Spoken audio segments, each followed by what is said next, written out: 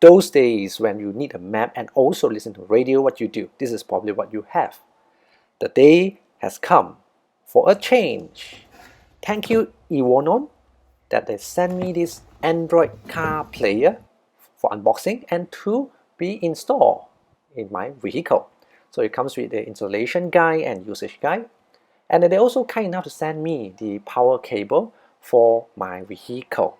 So if you plan to buy one online, make sure you talk to their customer service and tell them that which model of car that you were driving, so they will send you the correct version of power supply cable. Now this is the correct power supply cable. Okay, so make sure you tell them which model and make of your vehicle, and they will know what to do. Now this is how it looks like. My radio works fine, and even 9 years ago I even made a video to show you how to use aux in, and you need to turn on the loudness in order to listen to your iPod back then, right? The day has come for a change.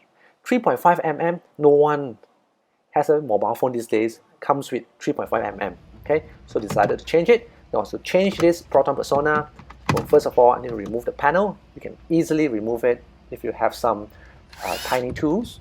Remove the two screw up there, left and right, easily. Okay, you can do it yourself if you do not want to do it in the shop. Okay, just a tiny screwdriver to try and remove the socket. That's all. And then a long screwdriver to remove the tools in there and also down here. And there's two. There's one hidden in here and here. Right? There are two of them in order to remove these two tiny screws. Okay. The old model of radio back then is really heavy, that's why they have so many screws.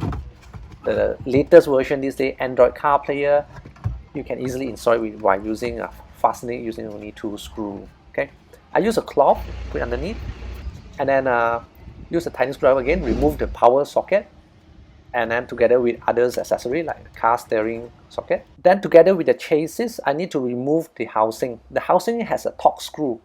So I do not have a Torx screwdriver, I have a triangular screwdriver. So 6 vertex versus 3 vertexes, 3 vertexes will go into a 6 vertex. The problem is the bracket. Okay, I need to flatten the bracket. Just use a hammer, hammer it, flatten it. There you go. And then there are lots of holes here. There is an Android car player by Eonon. So for those who are not aware, Torx screwdriver, you can actually use a triangular Torx screwdriver to remove the real Torx screwdriver. Now this Eonon model comes with 8 stainless steel screws that fit into it. Now I actually went on to buy a crimping tool to actually install the illumination wire into here. Okay, this is where the illumination wire, so that at night time when I turn on the light, the car player light will not be too bright. Okay, it will just dim out. Okay, that's the effect. Okay, so that's why you need illumination wire to go into there.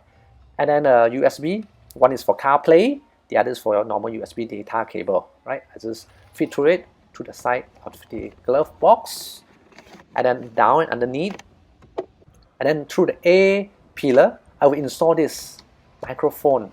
It's optional, I know, it's optional accessory, but I would recommend to install it because the distance, okay, where the microphone is located here and compared to I installed it up there, it's at least 10 inches shorter. So I bought this sunglasses holder. So this is where the microphone will be installed. So that it's clearer. My friend from the other side can hear me better. Then next, I found that there's an empty space here. So remove this cover. This is where the GPS cable or the module will be installed here. And then remove the double-sided tape. I hope this is conductive double-sided tape. Just tape it there. Actually, I feed it through down here. And then I cover it. This is a piece of plastic. If the satellite can go through the atmosphere, it will certainly go through the plastic. This is a piece of plastic.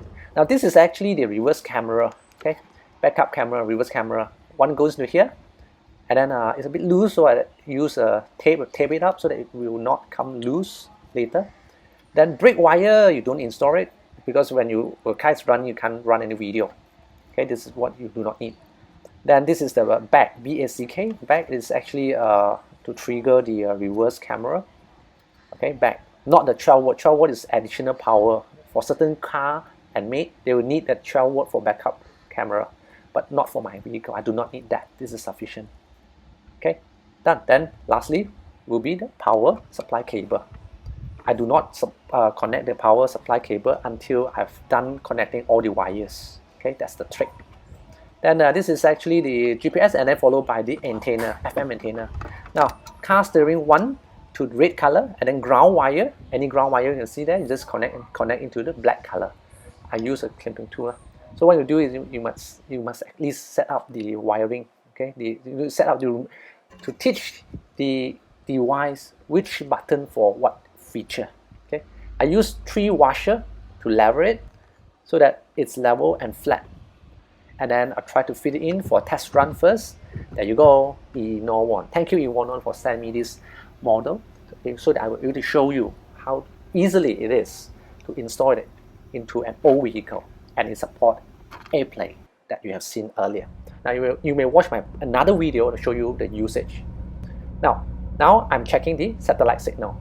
We need 6 satellites in order for navigation, 4 to tell the direction. So I told 4 to tell me the location. I get 18 now, so it's good enough. The position is good, and this is how it looks like. You must buy the trim sold separately so that it looks nice and fit. That's all from me.